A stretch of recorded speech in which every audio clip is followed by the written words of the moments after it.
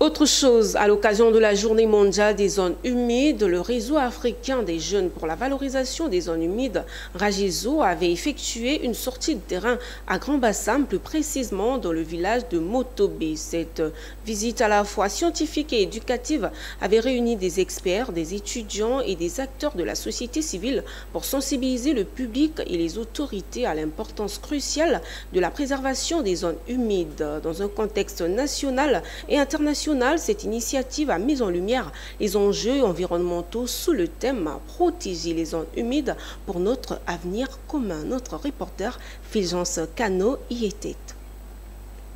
La célébration de la Journée mondiale des zones humides s'est poursuivie avec un déplacement sur le terrain.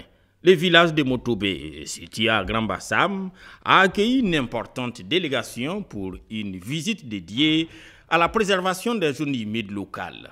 Le réseau africain des jeunes pour la valorisation des zones humides, RAJEZO, accompagné d'experts, d'étudiants et d'ONG, a visité les zones humides menacées de Motobé. Ces milieux naturels essentiels, en danger, nécessitent une action urgente pour leur conservation. L'objectif est de sensibiliser tous ceux qui habitent à Motobé afin de prendre conscience à la valorisation et à la protection de ces zones humides. Sans ces zones humides, il n'y aura plus d'eau, il n'y aura plus de nourriture. Je vais parler des produits halieutiques. Sans ces zones humides, il n'y aura plus tout cela. Alors, qu'est-ce que nous devons faire? C'est dans cet objectif que le RAJEZO est venu sensibiliser, est venu dire à la population riveraine de prendre conscience de la valorisation et de la protection de ces zones humides. Les zones humides, en plus de leur rôle écologique, sont des ressources indispensables pour les communautés locales.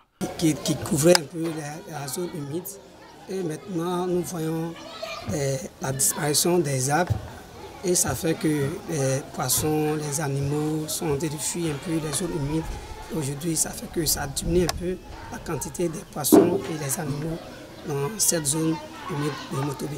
Le cadre juridique de protection des zones humides repose sur la Convention de Ramsar, à laquelle la Côte d'Ivoire a adhéré le 25 août 1994 sous le décret numéro 94-450.